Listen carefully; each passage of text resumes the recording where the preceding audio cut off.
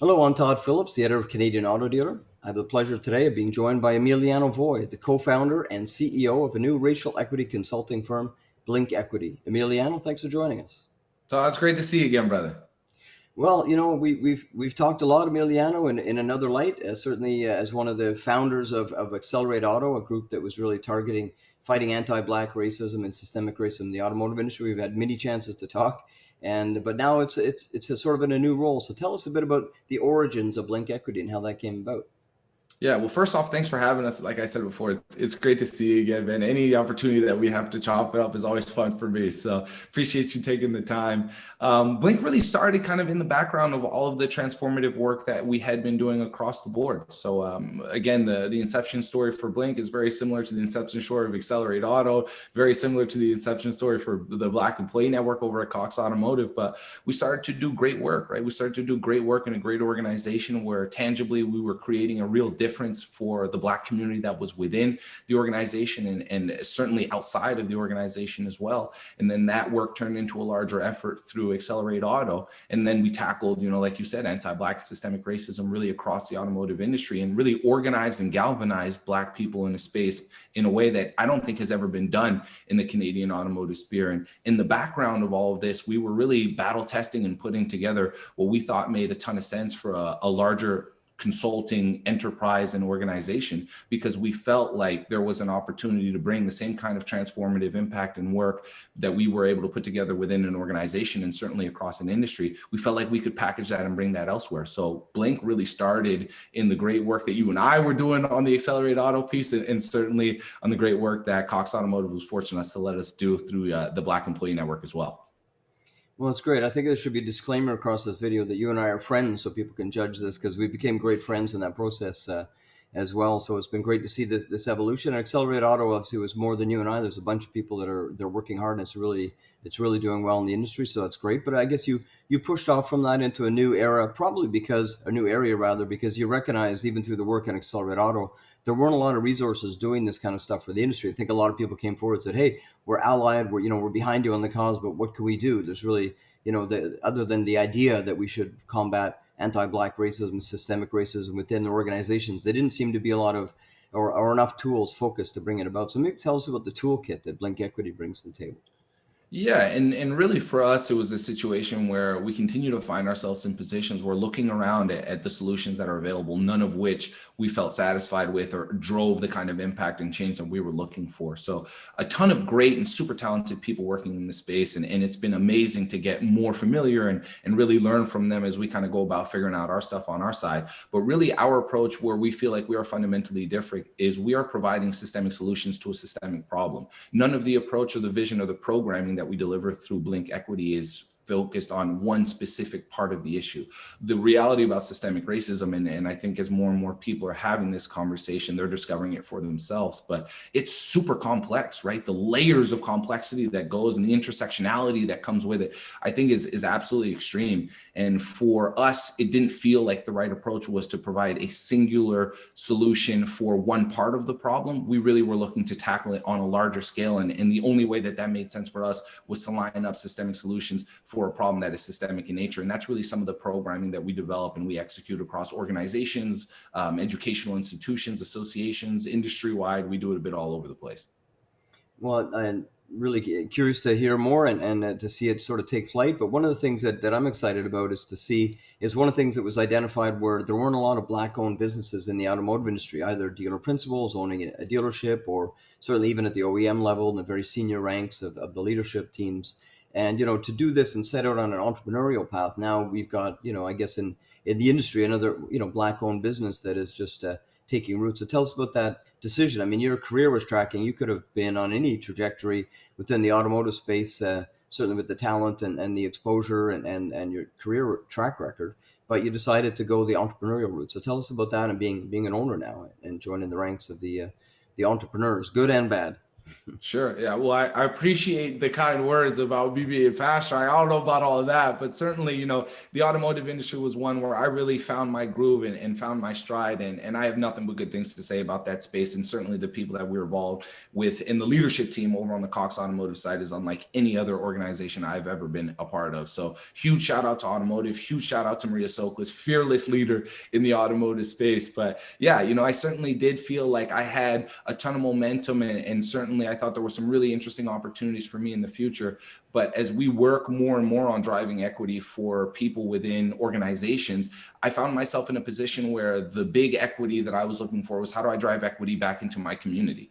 So it's great to be able to bring this real help and really this transformative change within these organizations or educational institutions or anywhere. But certainly the biggest E in the equity conversation is the equity that happens at a community level. So for me personally, it was really hard. It put me in a position where I was committed to my 9 to 5 in full capacity. And the only really, speed that I move at is 100% in one direction. So it really became hard for me to juggle the two. My heart and my passion were elsewhere than my employment. And I owed it to Cox Automotive and the great folks over on that side of the fence to be 100% in it every day. And every time I really picked up the phone for them. So I had to find I had to have a real hard conversation with myself. And I thought I had an opportunity. I thought there was an opportunity for me for the first time in my life as a person that is driven by passion to be able to create a financial opportunity for myself through my passion with work that is transformative for my community. So for me, I'm not the kind of person that's going to lay down with any regret in my life. And certainly I did have a ton of great stuff happening in the automotive space, but I felt like there was a real chance at me to do some real transformative work in this space. And I felt like the timing was right. So I had to take the leap. In terms of like the good and the bad, if anybody's ever jumped out of a plane and not sure if they had a parachute strapped on, I felt like that's kind of how it was, right? Certainly, like I said, everywhere that we had been pointing the work, whether it was through Cox and the Black Employee Network or through Accelerate Auto to the automotive industry, the reception that we had got was really, really encouraging, right? So certainly we felt like there was an opportunity for us to have, that we had something in our hands that was tangible and it was real. But we had no clients, we had nothing. And like I said before, I'm really more of an action person and less of a think person. So I felt like the timing was right and I took the leap. So it was scary. It was certainly scary. And there are days today when I absolutely wake up and feel like, what in the world have I done? But also this is the happiest I've ever been in my life, right? Like I said, I'm really driven by passion, and the fact that every day I can commit myself to it in every waking moment that I have is really cool. So some of the great stuff that we've seen was immediate support from like-minded individuals right away. I think people are very excited to find new and creative thoughts and leadership in this space. And certainly we hope to become that in the near future.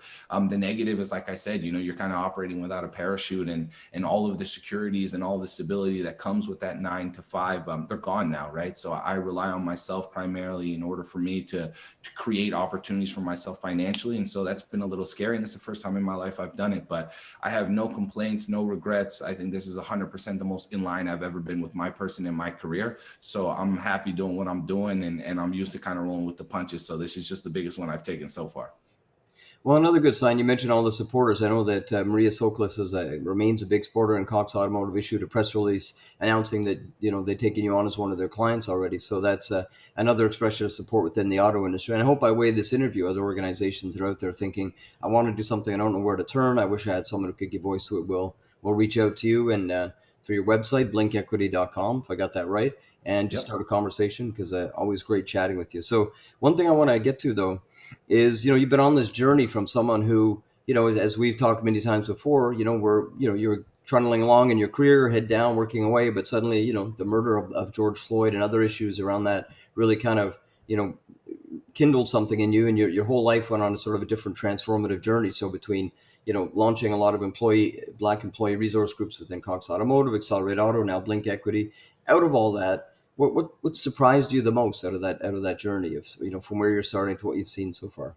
Yeah, I would say, and you'll have to forgive my lack of perspective because I only have what I bring to the table. But from being within the automotive industry, I didn't expect the kind of support that we got almost immediately from the work that we did, primarily through Accelerate Auto and certainly through the Black Employee Network, and now even with Blink.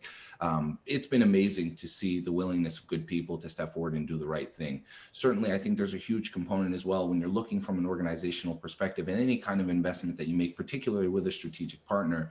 there has to be a financial, return somewhere in the mix. It's not enough to just do it because it's the right thing to do. And maybe at some point we get to a place where just doing the right thing can be how we lead. But certainly it's been really cool to help people open their eyes as well to the profitability and diversity, and really trying to create this kind of competitive advantage for all of these employers that hire similar pools of talent, that are jockeying for position one over the other, just scrambling to try to fill seats and get the right kind of people into their organization. It's been really, really interesting to help them kind of see how you can create a competitive advantage for yourself through being more vocal in your social justice messaging, in your intention towards diversity and inclusion within the workplace. So it's been really, really cool to kind of put those pieces together and help people kind of open their eyes and come to the realization that, yes, it's the right thing to do, but important for your business as well. It's a great financial decision. It's a great strategic decision. It helps you improve your talent recruitment policies, all of that kind of stuff. So that's been a really cool thing.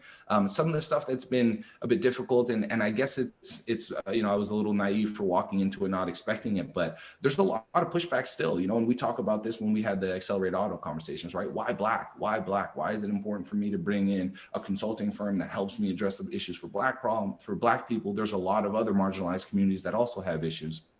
So it's unfortunate that there's a need to justify and always defend the position, but certainly I hope that we can help people understand that having the specificity that you need in order to understand the unique circumstances and history of any of the marginalized communities that are part of your industries is a critical component to putting together actionable solutions that lead to real change. So certainly from our perspective, the lens that we bring to the table is a Black lens, because that is our lived experience. And we can help organizations understand, as people that have lived within them through the lens of Black people, what it is that you could do to help make that space a better space for those people. Same as how you could reach back out from your organization into those communities to really help drive equity on that side of the fence as well. And what's been really cool about that is, as much as it is a Black focused work, for us, really the core of our work is showing organizations and institutions how to gain more equity from their current operating processes. So the specificity in the Black lens is really the fuel that moves the work.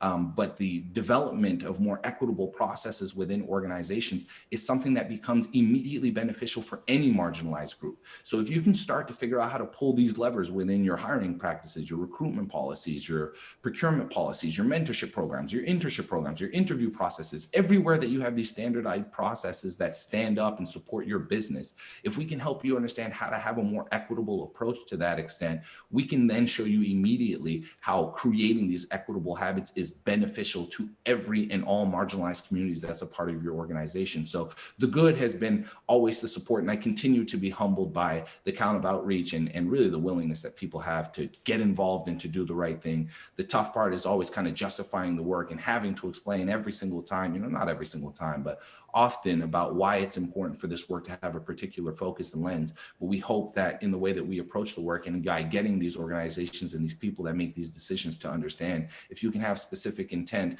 then you create a situation where you allow actionable solutions to really come together that move the needle. And that same process you can carry over and help any and every marginalized community within your organization. It's bad, but it kind of comes with some good in there as well. What's interesting, you're such a good communicator, Emiliano, but we've talked a lot over the time we've been, at this, is just how awkward these conversations are, difficult at first. That's something that seems to be sort of a really important distinction.